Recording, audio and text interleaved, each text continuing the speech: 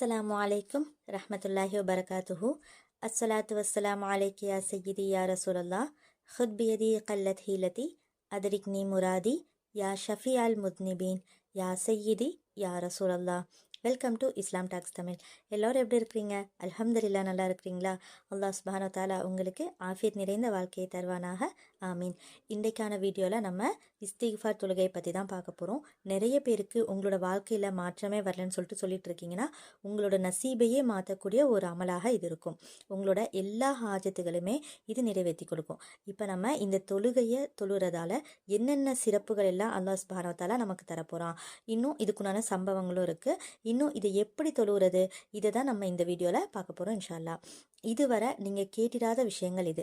முதல்ல இஸ்திக்ஃபார் செய்கிறதுக்கும் இந்த தொழுகையை தொழுறதுக்கும் அல்லாஹ் சுப்ஹானஹு வ தஆலா ஏராளமான சிறப்புகளை கொடுக்குறான். முதல்ல நம்ம பாவங்கள் மன்னிக்கப்படுது. முக்கியமான காரணம்னா இதுதான். இந்த பாவங்கள் மன்னிக்கப்பட்டால் என்னென்ன நம்ம வாழ்க்கையில் நடக்குங்கிறது தான் அடுத்து.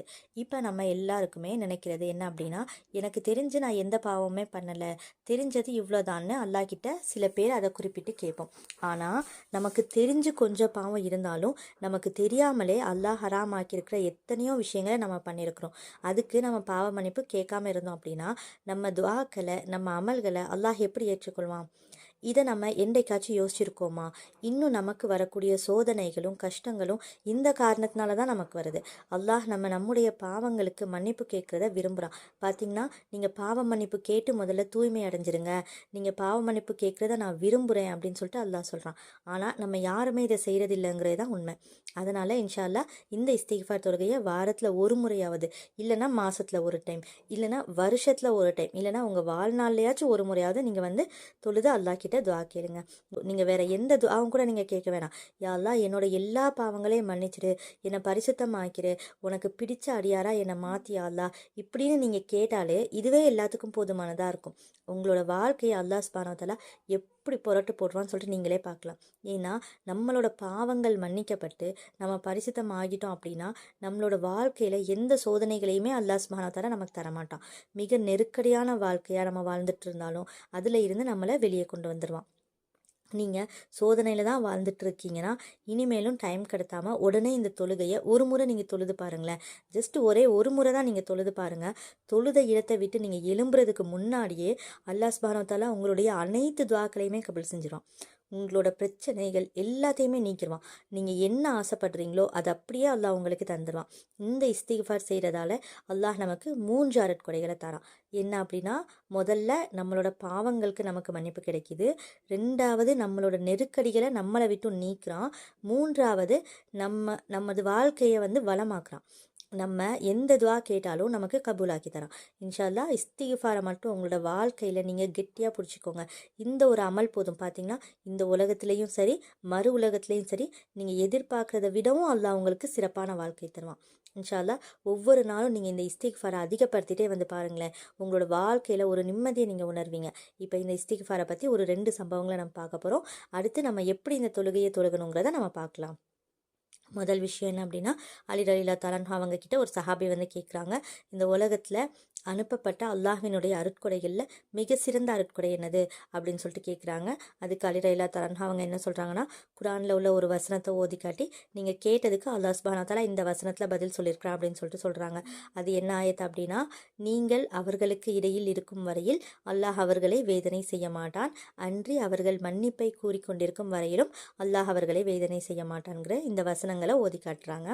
இந்த வசனத்துல இருந்து நமக்கு என்ன புரியுது அப்படின்னா, அல்லாஹ் சுப்ஹானஹு வ தஆலா நபி அவங்க கிட்ட சொல்றான், அதாவது நீங்க மக்களுக்கு மத்தியில் இருக்கிற வரைக்கும் நான் சோதிக்க மாட்டேன், இன்னொன்று இஸ்திக்ஃபார் பாவ மன்னிப்பு கேட்குற வரைக்கும் நான் அவங்கள சோதிக்க மாட்டேன்னு அல்லாஹ் வாக்குறுதி கொடுக்குறான். எவ்வளோ ஒரு பெரிய விஷயம் பாருங்க. நம்மளாம் இன்றைக்கி நிறைய கவலை, நிறைய சோதனைகளில் வாழ்ந்துட்டு இருக்கோம். ஆனால் அல்லாஹ் சுப்ஹானஹு வ தஆலா குர்ஆனில் சத்தியமிட்டு சொல்கிறான், நான் உங்களை சோதிக்க மாட்டேன், இதை செய்யுங்க அப்படின்னு சொல்லிட்டு. ஆனால் நம்ம யாருமே அதை செய்கிறதே இல்லை. அதனால இன்ஷா அல்லாஹ் சோதனை நிறைந்த வாழ்க்கையை நீங்கள் வாழ்ந்துட்டு இருக்கீங்க அப்படின்னா முதல்ல அல்ஹம்துலில்லாஹ்னு சொல்லுங்கள். ஏன்னா அல்லாஹ்க்கு உங்களை தான் ரொம்ப பிடிச்சிருக்கு, அதனால தான் ரொம்ப சோதிக்கிறான். இன்னும் நீங்கள் இஸ்திக்ஃபாரை சொல்லி அல்லாஹ் கிட்ட நீங்கள் நெருங்கணும்னு தான் அவன் ஆசைப்படுறான். அதனால இன்ஷா அல்லாஹ் இஸ்திக்ஃபாரை நீங்கள் உங்களோட வாழ்க்கையில் அதிகப்படுத்திட்டே வாங்க. இப்போ ரெண்டாவது என்ன அப்படின்னா, நம்ம ஒவ்வொரு நாளும் செய்கிற எல்லா விஷயங்களுமே 2 மலக்குமார்கள் வந்து எழுதிக்கிட்டே இருக்காங்க. நம்ம ஒரு நாளில் இஸ்திக்ஃபாரை சொல்லிட்டோம் அப்படின்னா, அன்றைக்கு நமக்காக எழுதப்பட்ட நமது செயல்களை எழுதப்பட்ட அந்த பட்டோலை வந்து அப்படி பிரகாசமாக ஜொலிக்குமா. நம்ம இஸ்திக்ஃபார் சொல்லாத நாட்களில் அதாவது அந்த பட்டோலை அப்படி வந்து கருத்து போயிடுமா. எவ்வளோ பெரிய விஷயம் பாருங்கள். இஸ்திக்ஃபார் நம்ம பண்ணோம் அப்படின்னா அவ்வளோ சிறப்புகள் நிறைஞ்சிருக்கு. நமக்கு அது தெரியறதில்ல, ஏன்னா நம்ம அது செய்கிறதில்ல. செஞ்சால் தானே நமக்கு அதோட பலன் அருமைங்கிறது தெரியும். ஒரு தடவை செஞ்சு தான் நீங்கள் பாருங்களேன். நம்ம இஸ்திக்ஃபாரை ரொம்ப சாதாரணமாக நினைக்கிறோம். இன்னொரு விஷயம், நம்ம கேள்விப்படாத விஷயம் என்ன அப்படின்னா, நம்ம ஒரு முறை இஸ்திக்ஃபாரை வந்து பார்த்திங்கன்னா உள்ள தூய்மையோட என்னோட ரப்பு கிட்ட நான் பாவ மன்னிப்பு கேட்குறேன்னு சொல்லிட்டு உணர்ந்து ஈமானோட சொன்னோம் அப்படின்னாலே, அதுக்காகவே அதாவது நம்ம அந்த இஸ்திக்ஃபார் சொன்னதுக்காகவே அதன் மூலமே அதாவது அந்த இஸ்திக்ஃபார் மூலமே அல்லாஹ் வந்து ஒரு வானவரை உருவாக்குறானா. அந்த வானவர் நமக்காக இந்த உலகத்தில் இருக்கக்கூடிய அனைத்து தேவைகளுக்காகவும் அவங்க துவா செய்வாங்களாம். அது மட்டும் இல்லாமல் நம்முடைய மறுமை தேவைகளுக்காகவும் நமக்காக அவங்க துவா செஞ்சுக்கிட்டே இருப்பாங்களாம். எவ்வளோ சிறந்த விஷயம் பாருங்கள். சுப்ஹானல்லாஹ். இன்ஷா அல்லாஹ் இதை நம்ம வாழ்க்கையில் செய்ய வேண்டிய மிக முக்கியமான ஒரு அமல். இனி நம்ம இன்ஷா அல்லாஹ் எவ்வளவுதான் வேலையில் இருந்தாலும் சரி, நீங்கள் குறைஞ்சது 100 முறையாச்சும் ஒரு நாளைக்கு இஸ்திக்ஃபார் செஞ்சுக்கோங்க. இது உங்களோட இந்த துன்யா வாழ்க்கைக்கும் சரி, மறுமை வாழ்க்கைக்கும் சரி ரொம்பவே வந்து பலன் அளிக்கக்கூடியது. இப்போ நம்ம இந்த இஸ்திக்ஃபார் தொழுகையை எப்படி நம்ம தொழுகலாம் அப்படின்னு சொல்லிட்டு நம்ம பார்க்கலாம். நபி ஸல்லல்லாஹு அலைஹி வஸல்லம் அவங்க சொல்லியிருக்காங்க, ஒருவன் வறுமையோ இல்லை துன்பமோ அடைந்தால் அது அவன் செய்த பாவத்தினுடைய பலன். அதனால் அதுக்கு பரிகாரமாக இந்த இஸ்திக்ஃபார் தொழுகை தொழுங்கன்னு சொல்லியிருக்காங்க. எப்படின்னா, உங்களோட தேவைகளை அல்லாஹ் மேலே பொறுப்பு சாட்டி இஸ்திக்ஃபார் நஃபில் அப்படின்னு சொல்லிட்டு 2 ரக்காத் நியத்தை வச்சு வந்து தொழுதுக்கிறணும். இந்த 2 ரக்காத்தில் சுஜூதில் கேட்க வேண்டிய துஆ ஒன்று இருக்குது. முதல் ரக்காத்தில் நம்ம வளமையாக தொழுகிற மாதிரி சூரா ஃபாத்திஹாக்கு அப்புறம் உங்களுக்கு என்ன சூரா தெரியுமோ அந்த சூரா ஓதிக்கோங்க. அதுக்கப்புறம் ருக்கு சுஜூது பண்ணிக்கோங்க. அதுக்கப்புறம் 2வது ரக்காத்துக்காக எழுந்து நம்ம வளமையாக சூரா ஃபாத்திஹாக்கு அப்புறம் உங்களுக்கு என்ன சூரா நல்லா தெரியுமோ அதையே நீங்கள் ஓதிக்கோங்க.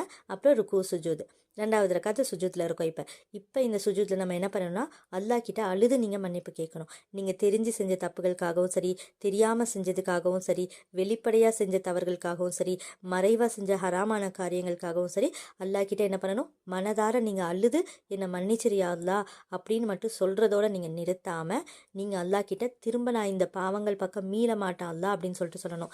இதுதான் பாவ மன்னிப்பு கேட்குறதோட முக்கிய அர்த்தமே. நம்ம இஸ்திக்ஃபார் செஞ்சுட்டு திரும்ப அதே பாவங்களை செய்கிறதுக்கு இஸ்திக்ஃபார் பண்ணி எந்த பிரயோஜனமும் கிடையாது. அதனால் அல்லாஹ் கிட்ட சுஜூதில் இதை நீங்கள் மனதார அழுது பாவ மன்னிப்பு கேட்கணும். நான் இந்த பாவம் பக்கம் போயிடவே மாட்டேன் அல்லாஹ் அப்படின்னு சொல்லிட்டு நீங்கள் என்ன பண்ணணும், அல்லாஹ் கிட்ட உறுதியாக சொல்லணும். அப்புறமா எந்திரிச்சு அத்தஹியாத்து முடிச்சுட்டு சலாம் கொடுத்துக்கோங்க. சலாம் கொடுத்ததுக்கப்புறம் உங்களால் எவ்வளோ முடியுமோ அவ்வளோக்கு அவ்வளோ அதிகமாக நீங்கள் என்ன பண்ணுங்கள், தனிமையாக உட்காந்து யார்கிட்டையும் எதுவும் பேசாமல் தேவையில்லாத விஷயங்கள்லையும் கவனம் செலுத்தாமல் நீங்கள் என்ன பண்ணணும்னா, அஸ்தகுஃபிருல்லாஹ வஅத்தூபு இலைஹ் இந்த திக்ரை நீங்கள் வந்து ஓதிக்கோங்க. இன்ஷா அல்லாஹ் இந்த ஒரு தொழுகையை மட்டும் நீங்கள் தொழுதுட்டீங்கன்னா அதுவே போதும். உங்கள் வாழ்க்கையில் தடைப்பட்டிருக்கிற காரியங்கள் அத்தனையுமே அல்லாஹ் சுப்ஹானஹு வ தஆலா நீக்கிடுவான். ஏன்னா நீங்கள் இஸ்திக்ஃபார் செஞ்சு அல்லாஹ் கிட்ட நெருங்கணும்னு சொல்லி தான் உங்களுக்கு அவன் சோதனைகள்லேயே தரான். அப்படி நீங்கள் அல்லாஹ் கிட்ட நெருங்கும்போது இன்ஷா அல்லாஹ் சுப்ஹானஹு வ தஆலா உங்களுடைய வாழ்க்கையில் உள்ள அனைத்து விதமான கவலைகள், கஷ்டங்கள், நெருக்கடிகள், நோய் நொடிகள், கடன்கள், நஷ்டங்கள் எல்லாமே ரொம்ப சீக்கிரத்தில் நீக்கி ஆஃபியத்தான, சந்தோஷமான, மன நிம்மதியான, பரக்கத்தான வாழ்க்கையை அல்லாஹ் உங்கள் அனைவருக்கும் தருவானாக. ஆமீன் ஆமீன் யா ரப்பல் ஆலமீன். உங்களுக்காக நானும் துஆ செய்கிறேன். எனக்காகவும் என்னோட குடும்பத்திற்காகவும் நீங்களும் துஆ செய்யுங்க. இந்த வீடியோ உங்களுக்கு பயனுள்ளதாக இருக்கும் நம்புகிறேன். அப்படி உங்களுக்கு பயனுள்ளதாக இருந்துச்சு அப்படின்னா அல்ஹம்துலில்லாஹ்னு கமெண்ட்டில் சொல்லுங்கள். இந்த வீடியோவை நீங்கள் மட்டும் பார்த்து பயனடையாமல் உங்களோட ஃப்ரெண்ட்ஸ்க்கும் ரிலேட்டிவ்ஸ்க்கும் ஷேர் பண்ணி அவங்களையும் அமல் செய்ய வைங்க. அப்படி அவங்க செய்கிற அமல் மூலமாக அந்த நன்மை உங்களுக்கும் கிடைக்கும். இன்ஷா அல்லாஹ் மீண்டும் அடுத்த வீடியோவில் சந்திப்போம். அஸ்ஸலாமு அலைக்கும் ரஹ்மத்துல்லாஹி வபரகாத்துஹு.